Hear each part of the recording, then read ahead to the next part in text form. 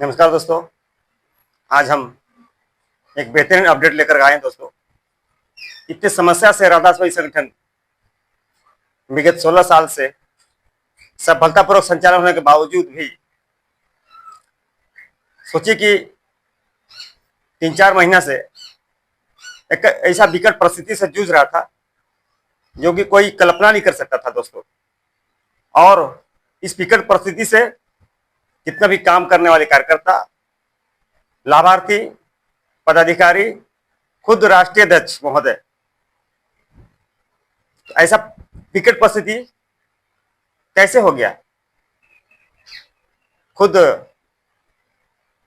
Video live के माध्यम से राष्ट्रीय अध्यक्ष महोदय ने सारा चीज क्लियर किया। उन्होंने आम जनता के बीच में उन्होंने कहा कि हम आएंगे, आकर के सारा चीज उन्होंने कहा कि हमने वादा किया था 30 मई तक ईएमआई देने का, लेकिन हम वो कर नहीं पाए। उन्होंने इस बात लेकर के क्षमा प्रार्थी भी, उन्हें क्षमा भी मांगे आम जनता से, लाभार्थियों से, कार्यकर्तागण से।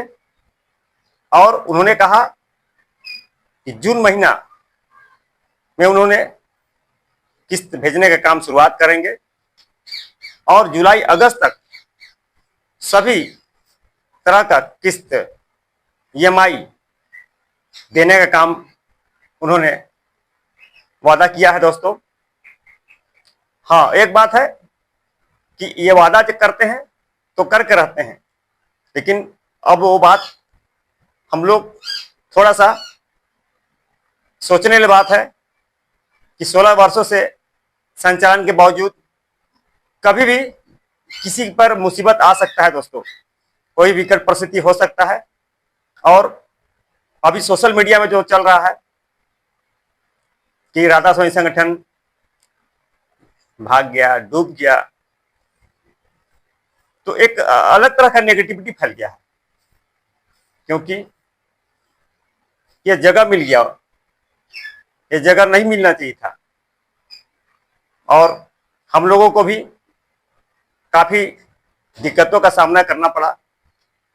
रोज लाभार्थियों के बीच में विवाद उत्पन्न हो गया दोस्तों, लेकिन हमने विश्वास और धैर्य के साथ काम लिया। हमारा पूर्ण विश्वास था राधास्वामी संगठन के योजनाओं पर, राष्ट्रीय अध्यक्ष महोदय के सोच पर हम लोगों को पूर्ण विश्वास था।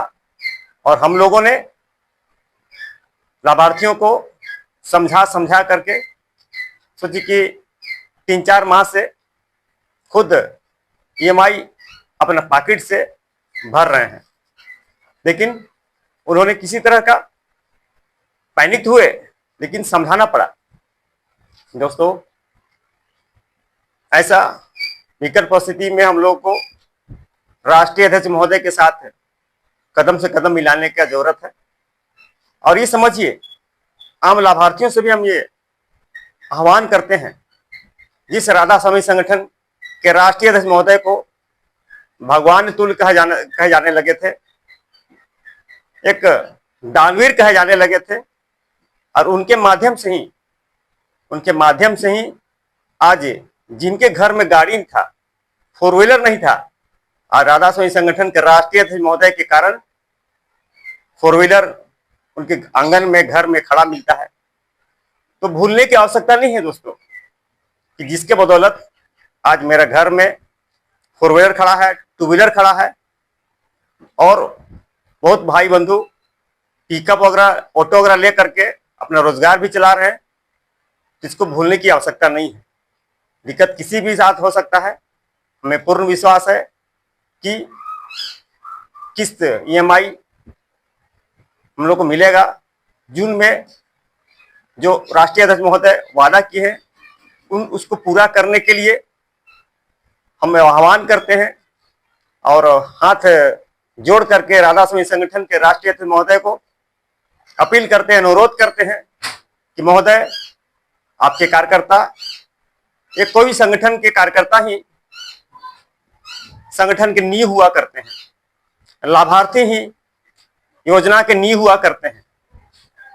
तो महोदय, इस पर गौर फरमाया जाए, विचार विमर्श किया जाए और सभी के दुख तकलीफ को देखते हुए, दिक्कतों को देखते हुए जो गाड़ी ईएमआई का जो समस्या उत्पन्न हो गया है उसको दूर करने की कृपा किया जाए, जिससे पहले जैसा ही संगठन के विचार को समझ करके आदमी इसमें काम कर सके और विश्वास बना रहे। महोदय, हम यह आपका अनुरोध करते हैं और अपील करते हैं कि आपका धैर्य पूर्वक आप जो इतने बड़े संगठन को चला रहे हैं, समस्या हो सकता है, हम लोग मानते हैं, लेकिन इस समस्या को भी समाधान आप ही कर सकते हैं। कुछ लोग को मानना है कि राष्ट्रीय अध्यक्ष महोदय दीपक कुमार शर्मा जी अगर जेल चले गए, कोई कानूनी कार्रवाई हो गया, तो फिर कौन किस ईएमआई किस्त कौन देंगे। इसलिए सभी लाभार्थी कार्यकर्तागण को पैनिक नहीं होना चाहिए और साथ देने की जरूरत है। वही राधा स्वामी संगठन सबको साथ दे करके, योजना से जोड़ करके आज बेरोजगार से रोजगार देने का काम किया है, गाड़ी घर कन्यादान योजना देने का काम किया है। तो महोदय, हम आपके साथ हैं, लेकिन आपको भी हम लोग के साथ निभाना पड़ेगा। और इतने कह करके हम आम जितने लाभार्थी हैं, आम जनता है, कार्यकर्ता गण है, पदाधिकारी गण है, उनसे अपील करते हैं कि धैर्य पूर्वक राधा स्वामी संगठन को साथ देने की जरूरत है, तभी राष्ट्रीय अध्यक्ष महोदय दीपक कुमार शर्मा जी सकुशल रहें और हम लोगों का मदद करें और ईएमआई संबंधी जितने समस्या है को दूर करने का कृपा करें। महोदय, इतने कह करके बहुत बहुत धन्यवाद। जय हिंद, नमस्कार।